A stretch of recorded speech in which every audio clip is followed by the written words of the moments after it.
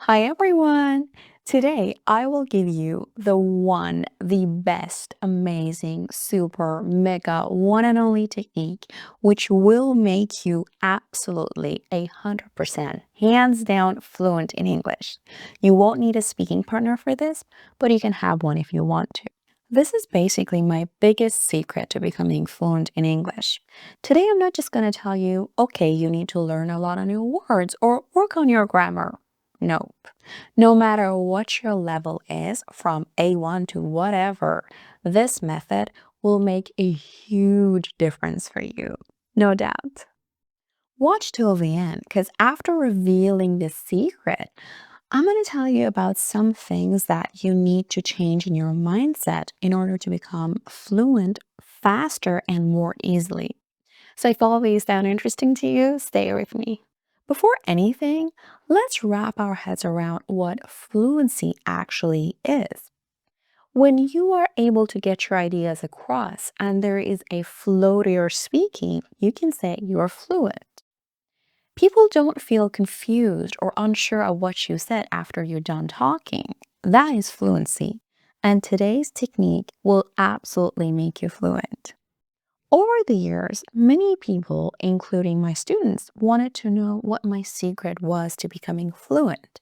They always asked me, Massey, how did you become so fluent without ever having lived in an English speaking country? And don't get me wrong, I am not being smug. I'm just telling you the question that I've gotten. Smug means to be too proud of yourself in a bad way, too full of yourself. It means to be arrogant.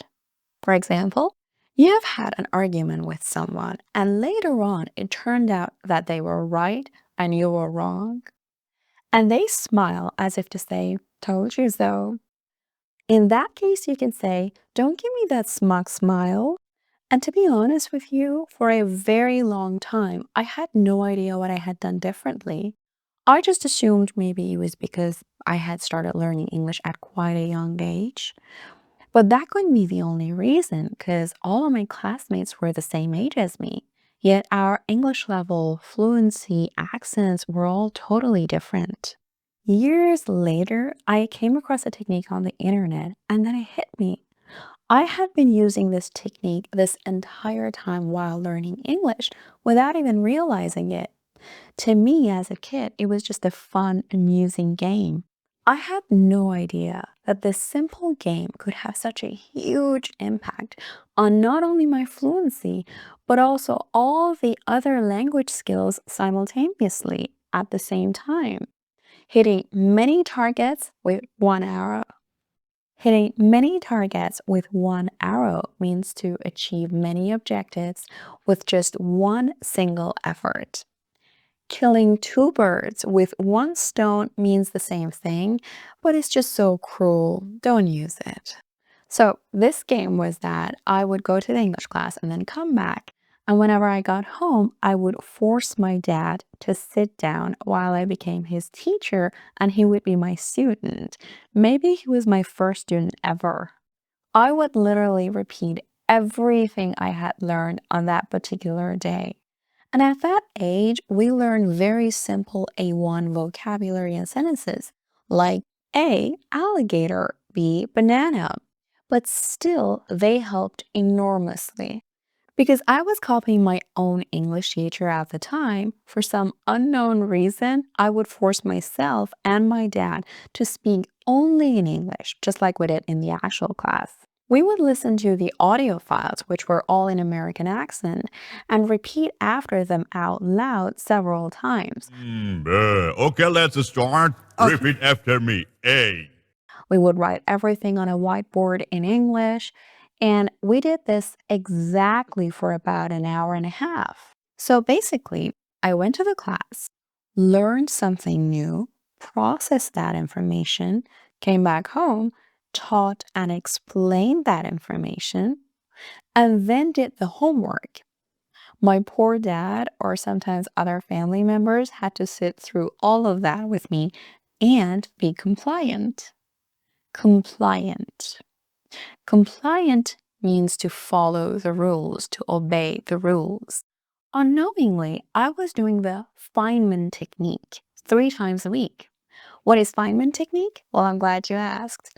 Richard Feynman was an American physicist, and this technique was inspired by him because of his ability to describe and explain complicated ideas in simple, clear ways. So, you choose a topic which is a bit tricky for you. You want to learn it yourself. It shouldn't be something that you're already good at. Let's say you want to improve your speaking in English. You're not so fluent in speaking English. First, you need to get the new information, the new data. For learning English to become fluent in speaking English, it can be a story that you've heard in English, or an English class that you went to, like me, or something that happened to you at work, or one of Mass's videos.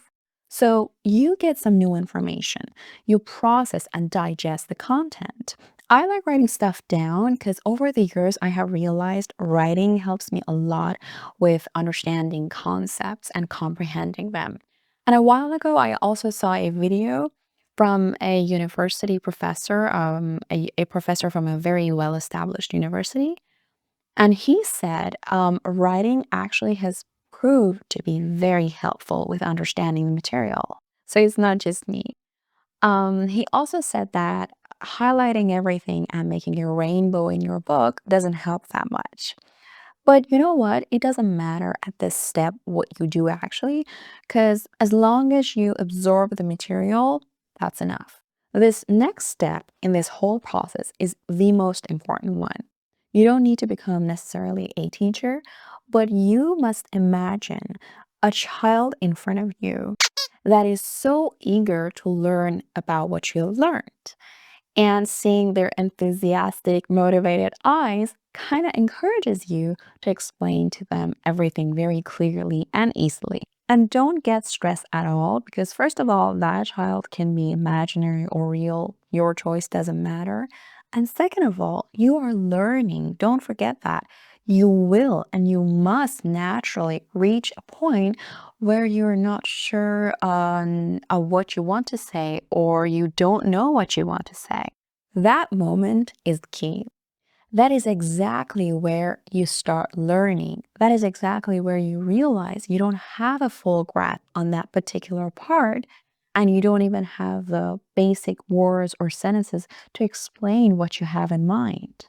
Do not allow yourself to switch to another language which is more comfortable for you, or do not skip this part. This is important.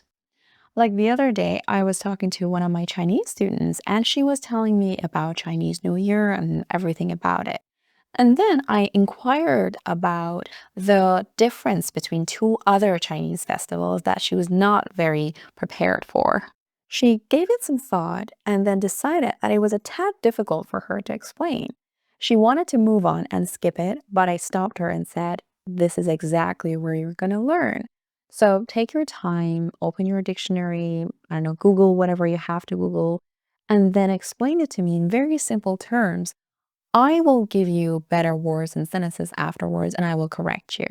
When you step out of your comfort zone, you open that dictionary, you'll Google that word, that sentence, or you learn a little bit of grammar, then voila, you bridge the gap and you become more fluent. That makes sense, right?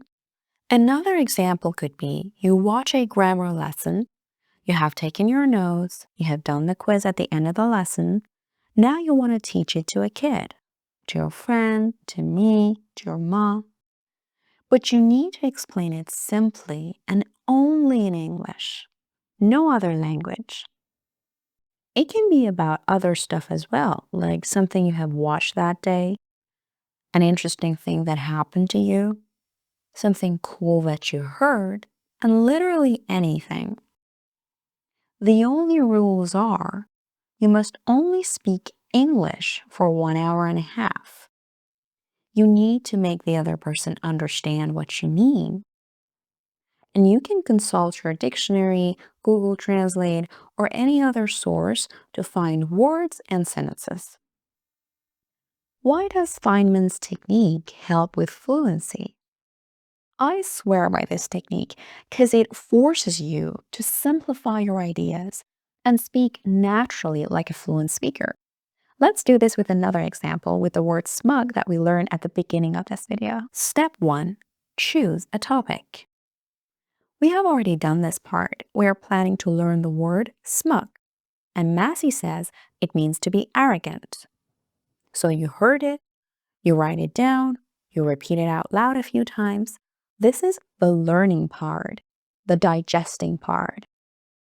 Step 2, try to explain it in simple English to a child. In this step, instead of memorizing a dictionary definition, explain it in your own words. Smug means when someone is too happy with themselves, like they think they are better than others. They're too proud of themselves. Step 3, find gaps in your understanding. If you can't explain it clearly, there might be one of these two problems here, or maybe both. Number 1, you don't know the other English words to explain it. Well, in that case, just open the dictionary. And number 2, maybe you have not fully understood it yet. In that case, you learn it through an example. Now we think of an example. If I say something right and my friend was wrong, I might smile at them like, I told you so. That is a smug smile. At this point, if the child in front of you is nodding their head and they're like, okay, I'm understanding you, well done. Your job is done here. And congratulations, you have become more fluent in English. The mindsets you need to have to speak fluently. Number 1, you don't need to speak perfectly. A lot of the time, we're just terrified of speaking out of shyness, the fear of being laughed at or being judged. There's this wall between what we think might happen and what will actually happen. And not just in language learning. As humans, we tend to overthink a lot of the time. Before even starting to speak or putting ourselves in a position where we might need only to speak in English, we retreat into our shells and just avoid the situation altogether. Retreat into your shell means to go quiet, out of shyness because you're frightened, you're insecure, maybe you feel everything is overwhelming and you don't feel comfortable. So you go quiet, you stop interacting with people. That is retreating into your shell. We create a scene in our heads subconsciously that we haven't spoken as well as we had hoped, we have made mistakes, and people have stopped, have paused their lives, halted their routines, just waiting there to laugh at us. Hate to break it to you, but native speakers don't care that much unless they're an examiner or an English teacher waiting there to correct you. They don't care as long as they understand you, it's fine to them. So go on and speak and make your own mistakes. But do not go full on lazy mode. Improve your knowledge over time and just have fun with it. Number 2, do not compare yourself to anyone. A lot of the time, a lot of my students tell me, oh, I have this colleague at work. I wish I could speak like them. Their English is so good. Well, do not compare yourself to anyone.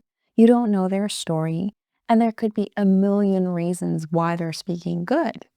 Maybe they had an English-speaking parent growing up or a nanny who spoke English. Or maybe they have studied English for so many years more than you have. And sometimes people are not completely honest about this. They have been grinding, burning the midnight oil to reach that level. But when asked, they say, oh, I don't know. I just watched Friends and some TV series. I'm just that smart. I'm just that good, with a smug smile. But don't believe them and do not listen to anyone. Just look upon your goal and do your best. And last but not least, do not do it just because you have to do it, but love to do it.